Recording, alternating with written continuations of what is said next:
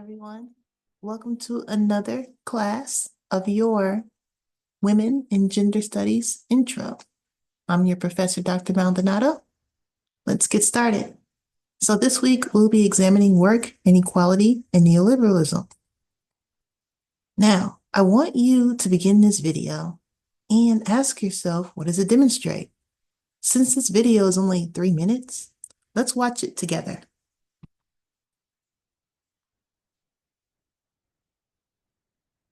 So a final experiment that I want to mention to you is our fairness study. And so this became a very famous study, and there's now many more because after we did this about 10 years ago, it became very well known. And we did that originally with capuchin monkeys, and I'm going to show you the first experiment that we did. It has now been done with dogs and with birds and with chimpanzees, but with Sarah Brosnan we started out with capuchin monkeys. So what we did is we put two capuchin monkeys side by side. Again, these animals, they live in a group. They know each other. We take them out of the group, put them in a test chamber. And there's a very simple task that they need to do. And if you give both of them cucumber for the task, the two monkeys side by side, they're perfectly willing to do this 25 times in a row. So cucumber, even though it's really only water in my opinion, but cucumber is perfectly fine for them. Now, if you give the partner grapes, the food preferences of my capuchin monkeys correspond exactly with the prices in the supermarket. And so if you give them grapes, it's a far better food, then you create inequity between them. So that's the experiment we did. Recently, we videotaped it with new monkeys who had never done the task, thinking that maybe they would have a stronger reaction, and that turned out to be right. The one on the left is the monkey who gets cucumber. The one on the right is the one who gets grapes. The one who gets cucumber, note that the first piece of cucumber is perfectly fine. The first piece she eats. Then she sees the other one getting grape, and you will see what happens. So she gives a rock to us, that's the task. And we give her a piece of cucumber, and she eats it. The other one needs to give a rock to us. And that's what she does. And she gets a grape. And she eats it. The other one sees that. She gives a rock to us now, gets again cucumber.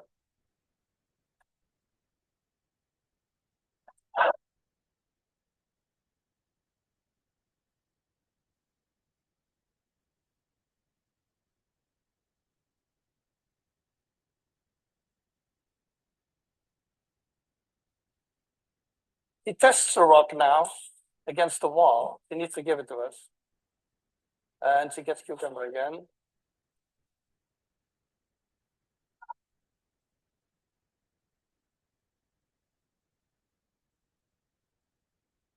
So this is basically the Wall Street protest that you see here.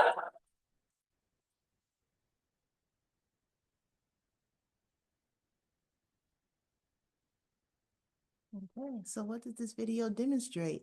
It demonstrates that even animals recognize pay discrepancies, right? Because the monkeys clearly realized, hey, we're doing the same task, which is retrieving this rock and then giving it back. However, we're being paid differently, right? One monkey on the right was given the more sweet grape, and the monkey on the left was not. They were given a cucumber, which has little to no taste. So, of course, the monkey who received the cucumber literally threw a fit. They were upset that they were getting paid less, so to speak, than the monkey on the right, who got paid more, so to speak, receiving the grape in comparison to receiving the cucumber. So, as always, I mimic this lesson in my in-person classes where I ask two students to raise up a pencil. So one student, they raise up a pencil and a different student raises up their pencil. And then I ask the rest of the class, do you see any differences in the amount of effort they exerted or the height in which they are raising their pencils? And the class all agree that there's no difference between the two students who are raising up their pencils. However, I assigned student A 72 cents and student B a full dollar, right? And people are amazed at how you can get paid differently for doing the exact same tasks. And unfortunately, that exemplifies the pay discrepancies that are based upon discrimination across various identities, not just one or two, that exists not only within the United States, but all around the world as well. So now I want you to look at these two photos. The photo on the left shows a picture of a woman, and the photo on the right shows two entryways. Okay. So the photo on the left, it shows a picture of a woman with a child, and the image is of really good careers. Now, the entrance to this really good career sign is a cutout of a man. What does that communicate to you? It communicates that really good careers are often allocated towards men and excludes women, especially women with children. Now, I want you to notice how on this image, excuse me, I want you to notice how on this image that it says an advertisement of being an equal opportunity employer. However, the image is solely restricted towards men based upon the cutout of the entrance. So it excludes women, especially women with children. Now, look at the image on the right. The image on the right has two entrances. One says men and the other says women. Now, the one that says men is an elevator with a bellman inside to take you to whatever floor that you need to go. However, the entrance that says women has a rickety staircase, right? Where a person literally has to climb those stairs in order to ascend up the pathway. Now, as you see, the elevator is much more convenient and faster, whereas the stairs for women is much more arduous and uses up more labor. Now, what does this image communicates to you? It communicates that men often have it easier and also quicker to be promoted in the workplace and be promoted at an escalated level. Whereas women takes them longer and they often have to exert more effort into being promoted. And they'll often get there later than they would their men counterparts. Okay. So this exemplifies, these photos exemplifies how promotion and also access to, quote, really good careers, end quote, is often allocated specifically towards men. Now, I want you to define neoliberalism and pay gaps. What do they mean? How can you assign an intersectional analysis to these pay gaps? I'll give you a minute to think about it.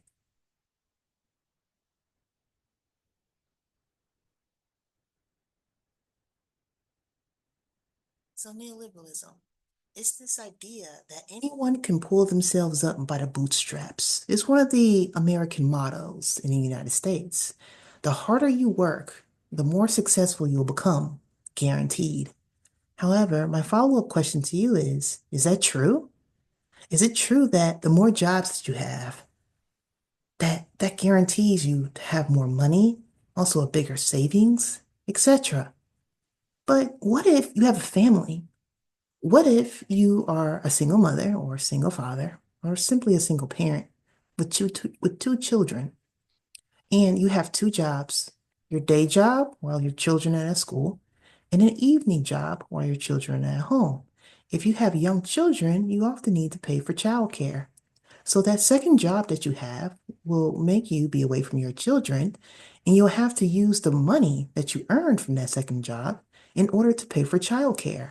So the money earned from the second job will eventually cancel out because that money is being used for childcare. Whereas if you are at home watching your children, you wouldn't have to pay for childcare, right?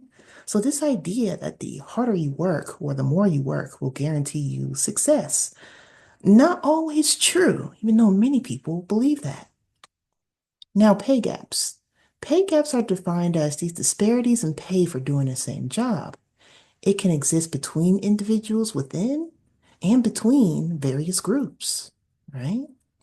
Now, how may that be exemplified? Here is another copyrighted image that I provide for you. Here is a pyramid. At the very top, you have privileged position or privileged identities and also higher earning. At the bottom, you have oppressed position or marginalized identities and also lower earning.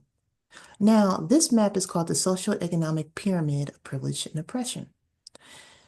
It assumes that the more privileged identities that you have, the higher your earning potential throughout your life. This pyramid also assumes that the more marginalized identities that you have, the lower the earning potential you have throughout your life. In earning potential, we're talking about salary and income over time. So I want you to think back to the marginalization and privileged identity exercise that we did a few weeks ago. Here's a refresher for you. So across many of my classes, many students came up with the same identities that are either privileged or marginalized. So privileged identities, heterosexual, cisgender, younger age, educated, and so and so.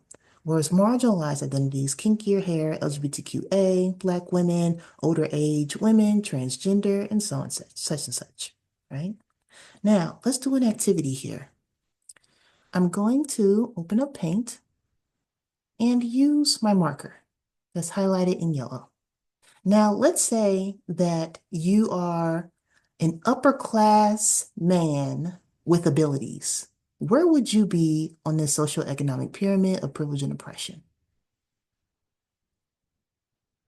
If you guess the top, indeed, that's exactly where you will be. And because you have this culmination of privileged identities, more than likely you will have higher earning potential. Why? Because societies tend to privilege those with privileged identities, give them more opportunities to succeed. And that translates seamlessly into the workplace. Whereas that same society marginalizes those with marginalized identities and often gives them less opportunity to succeed. And that translates directly into corporate America and or the workplace with having lower earning potential throughout time. Now, let's say this upper class man with ability had, let's see here, was queer and or transgender.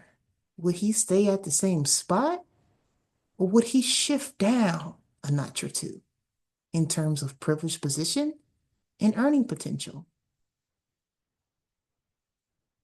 If you guess that he would shift down a notch or two, you're absolutely right, right? Why? Because being queer or transgender, unfortunately, those are considered marginalized identities. Now, what if this upper class man with ability, who was also queer and transgender, was also unattractive and also of older age, 72? Where would he then go? Back up or down? You guessed it. It will take him down a notch or two, right? Because being older age and also being unattractive and heavier set, unfortunately, in the context of the United States, are considered marginalized identities, right? However, let's switch up this practice. Let's say you have a man who is gay, who is unattractive and working class. Where would he be? Would he be nearest the top or nearest the bottom?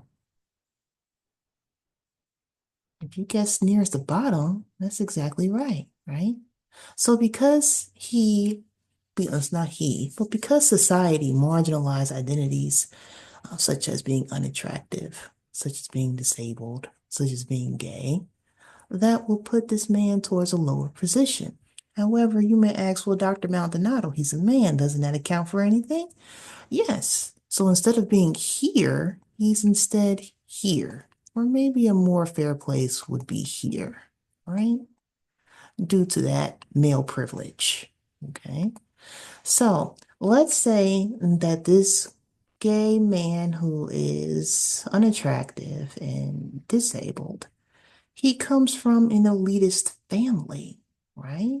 Where would he go? That would definitely take him up a few notches, right? To the point where he's here. So I want we can play this game all day long with positioning identities where they are in terms of privileged position correlating with high earning potential. But this exercise is just to demonstrate to you that often, not guaranteed, that's key to remember, not guaranteed, but often your identities are going to influence your lifelong earning potential throughout your life, unfortunately, right? Due to how society responds to your identities. Okay. So whereas you think that you are up here when it comes to earning potential, unfortunately, society will create these artificial conditions in which to tag you down here in terms of lower earning potential based upon how they react and or respond to your culmination of either privileged and or marginalized identities. Again, this is not a guarantee, but the averages that we consistently see over time and across culture and region when it comes to those who earn more or those who earn less, highly is correlated with society's treatment of specific identities.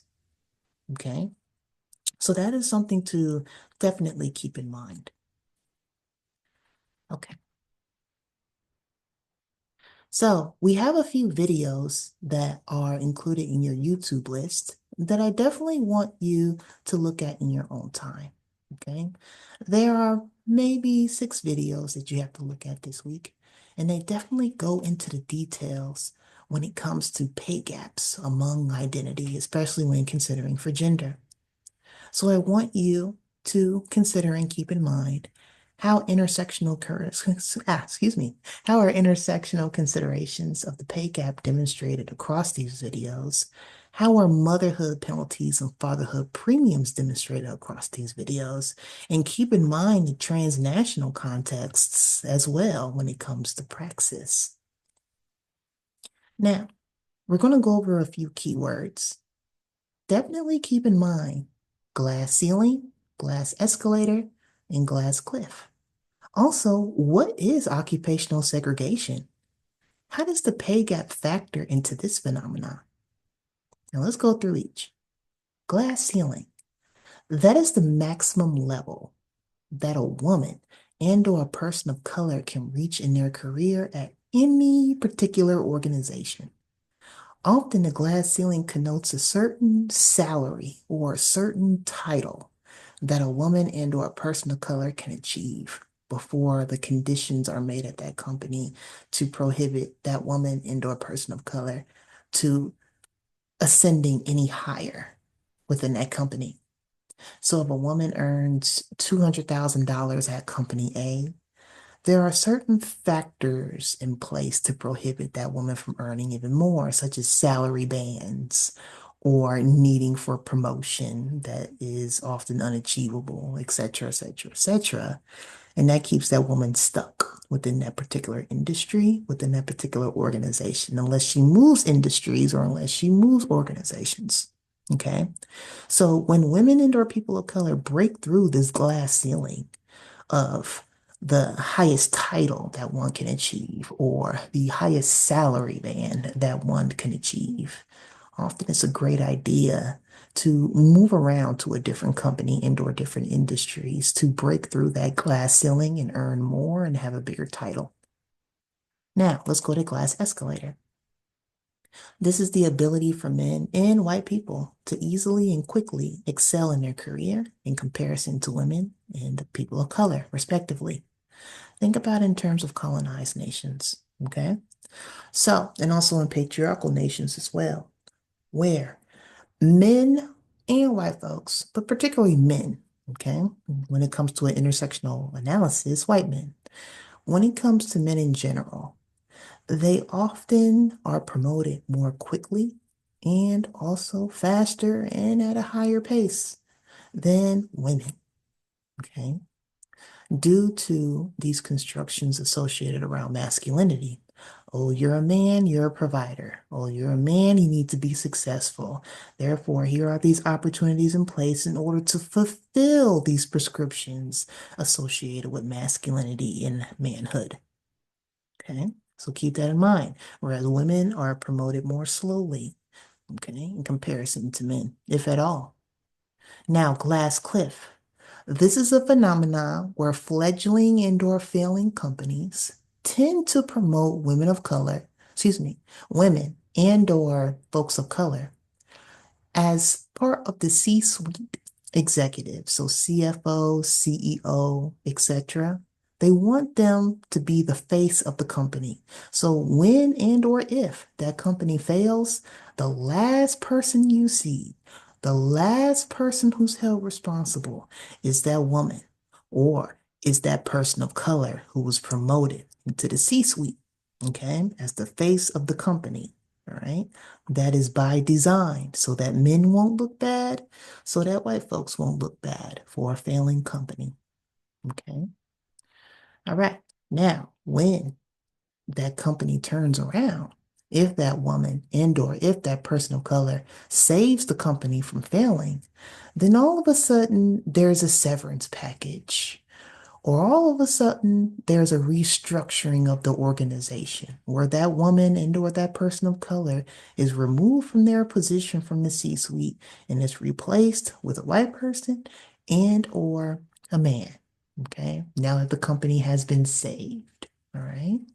Everything is by design. Now we have glass walls and occupational segregation. So glass walls, that's the restriction of women of moving laterally in a company from position to position in comparison to men. Often women have to leave an organization in order to move from side to side or even vertically within a company. Okay, so keep that in mind. Now, that's different from glass ceiling, where that deals with promotions, but glass walls, you may not like your particular unit, or you may not fare well in your particular department. So you want to switch departments to get away from a micromanaging manager or to get away from non-collegial colleagues, right? But it's often a struggle to do so within the company due to those glass walls as a woman. Because women are expected, again, to be friendly and collaborative and talkative within companies. Okay? Very, very bad idea to do so. Your private life is different from your professional life. Keep those two realms separate. Occupational segregation. Now, this is a tendency for companies to relegate women and men to professional roles that correspond with traditional stereotypes about gendered abilities. Okay? That's why you often see more women as nurses and more men as doctors. All right? Also, this pertains to people of color too. So, this is why you often see folks of color in support or service positions and whites in leadership or directorship positions. Okay? Everything is by design. So that's why it's critically important to know these things and understand that these terms are not just phrases or terminologies that you have to memorize for quizzes and tests. They are actually realized and actualized phenomena that you will see, and some of you will unfortunately experience in everyday life. Okay, so it's important to acknowledge that these phenomena exist so you can break through them. Okay, all right. Now, there's this phenomenon called occupational integration. Now, this occurs when men enter professions that are overrepresented by women and vice versa, or when women enter professions that are overrepresented by men. Okay, so occupational integration that combats occupational segregation. Now, let me tell you what happens when integration occurs.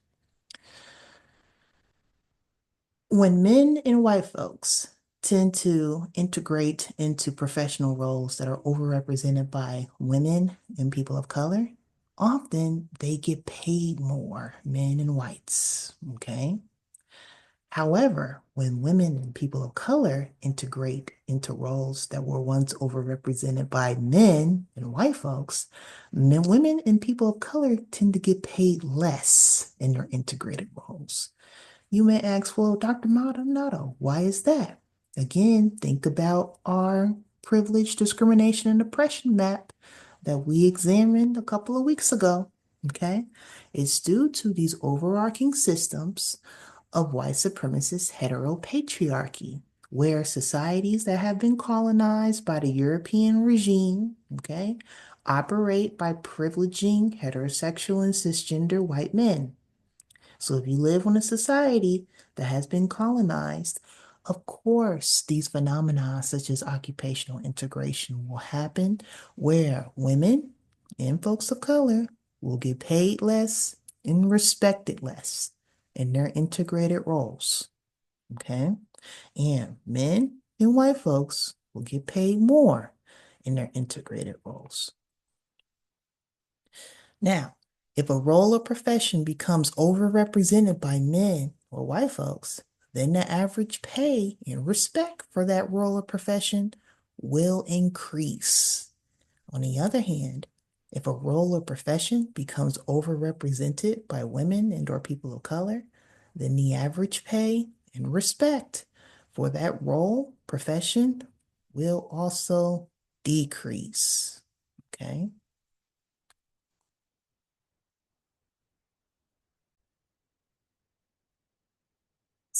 I want you to notice the edit that was made on this particular slide. Okay, so for the last bullet point, if a role profession becomes overrepresented by women and or people of color, then the average pay and respect for that role or profession will decrease. Okay, all right.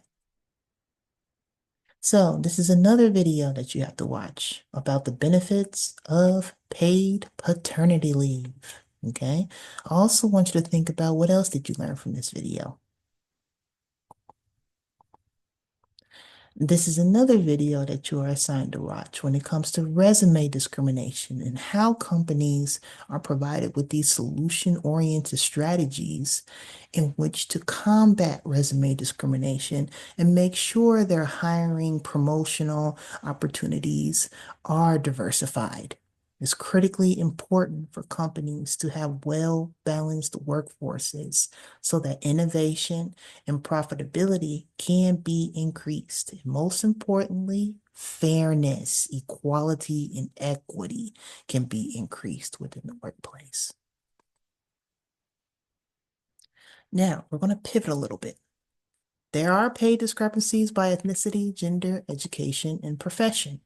Okay, so I'm going to show you a few graphs here that demonstrates that pay discrepancies are often exacerbated by education. So I want you to look at this bottom level here, okay?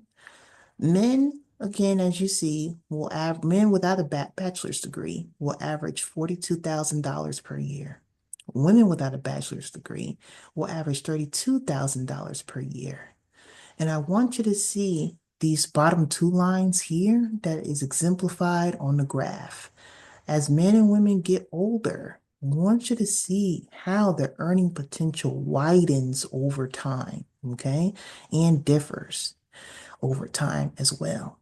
So there's about a $10,000 difference between the annual salary between men and women without bachelor's degrees. However, let's go to the top here.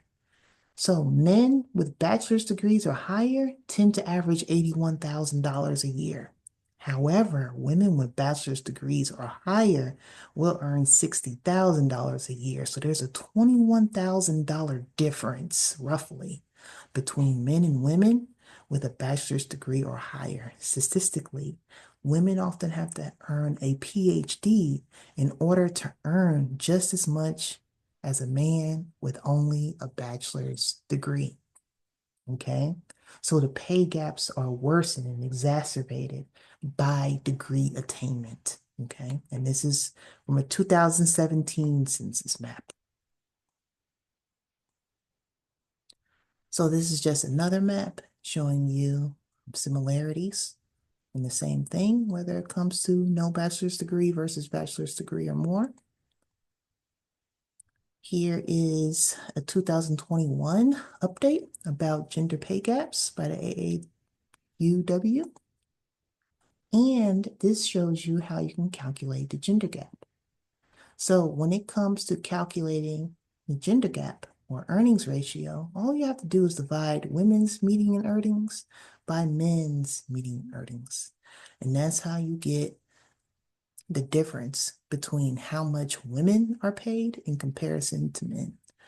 In 2020 in the United States, women earn 83 cents for every dollar that men make. And what does this translate to? A 2020 pay gap of 17% for doing the exact same job. Now, this shows you pay gaps by ethnicity and also gender. Okay. So between white folks, there's a 79% gender pay gap, whereas white women will earn 53 grand a year and men will earn 67 grand a year for doing the same exact job. Okay. So there's a 79% difference in what women earn in comparison to men. When it comes to black folks, okay, there is a $17,000 difference. Okay. Oops, excuse me, a $7,000 difference. Whereas black women, on average, earn $43,000 a year, and black men earn $50,000 a year. Okay. Doing the exact same job. Now, when it comes to Asians, earn the most out of every other ethnic group within the United States.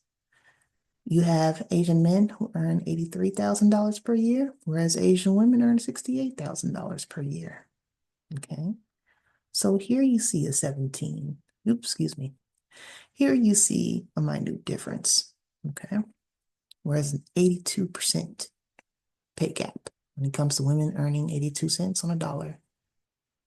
Now, when it comes to Hispanic men and women, there is another pay gap here. Whereas Hispanic women earn 86 cents for every dollar that Hispanic men make doing the same job. So as you see, there are not only gender pay gaps, but also gender and ethnic pay gaps that are informed by one another.